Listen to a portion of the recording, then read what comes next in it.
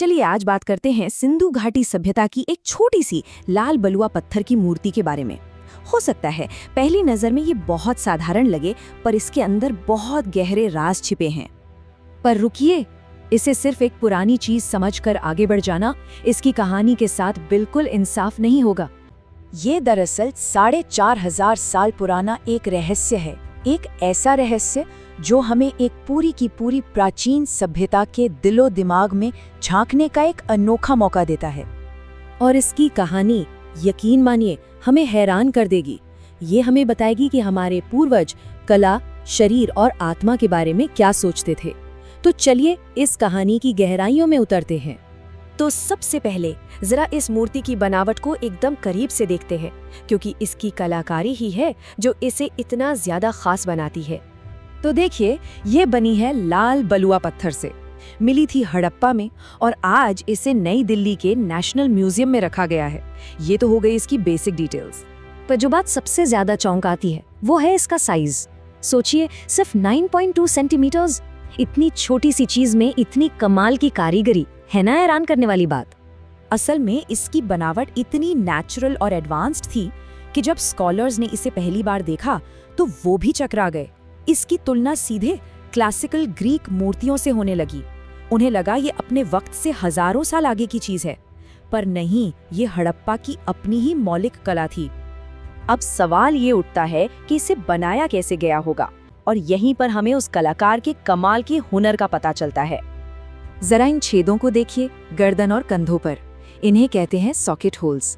इसका सीधा सा मतलब है कि सिर और हाथ अलग से तराशे गए थे और बाद में उन्हें इस धड़ से जोड़ा गया था। सोचिए कितनी एडवांस टेक्निक थी ये।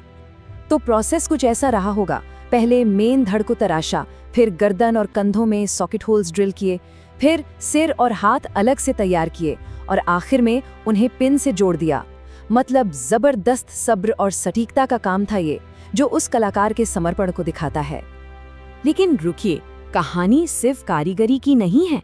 इस मूर्ति की बनावट में एक बहुत गहरा फलसफा, एक दर्शन भी छुपा हुआ है।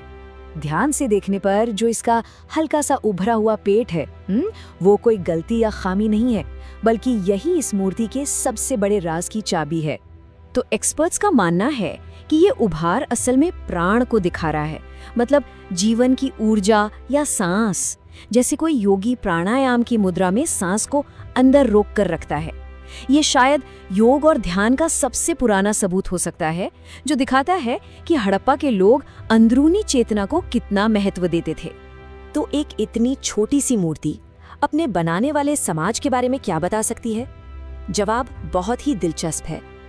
देखिए, उस दौर की दूसरी बड़ी बड़ी सभ्यताओं को याद कीजिए, जैसे मिस्र या मेसोपोटामिया। वहाँ क्या बनता था? राजाओं और देवताओं की बड़ी बड़ी विशाल मूर्तियां। लेकिन हड़प्पा में यहाँ की कला इंसानी थी, असल जिंदगी के ज्यादा करीब। इससे एक अंदाजा लगता है कि शायद हड़प्पा का समाज एक लोकतांत्रिक और बराबरी वाला समाज था, जहाँ किसी राजा या देवता की पूजा से ज्यादा एक आम इंसान की जिंदगी और उसके वजूद की अहमियत थी। तो आखिर में ये मूर्ति हमें क्या सिखाती है? ये हमें कुछ ऐसे इंसानी उसूलों के बारे में बताती है जो हजारों साल बाद भी उतने ही जरूरी हैं। देखिए, हर एक चीज का एक मतलब है। इसका छोटा सा साइज हमें विनम्रता सिखाता है। इसे बनाने की सौखित तकनीक कारीगर के परफेक्शन को दिखाती है। पेट का उभार आंतरिक चेतना की बात करता है और लाल पत्थर का चुनाव उनकी खूबसूरती की समझ को। सब कुछ एक दूसरे से जुड़ा हुआ है। तो ये धड़ सिर्फ एक मूर्ति नहीं, बल्कि एक शाश्वत संदेश है, शरीर और आत्मा के बीच संतुलन का। एक याद कि असली खूबसूरती बाहरी चमक दमक में नहीं, बल्कि अंदर के सामंजस्य में होती है। और आखिर में ये एक जरूरी सवाल छोड़ जाता है, क्या कला सिर्फ खूबसूरती का नाम है, या ये किसी सभ्यता की आत्मा को दिखाने वाला आईना है? ये छोटा सा धड़ शायद यही साबित करता है कि कला दरअसल इतिहास की एक खामोश गवाह है।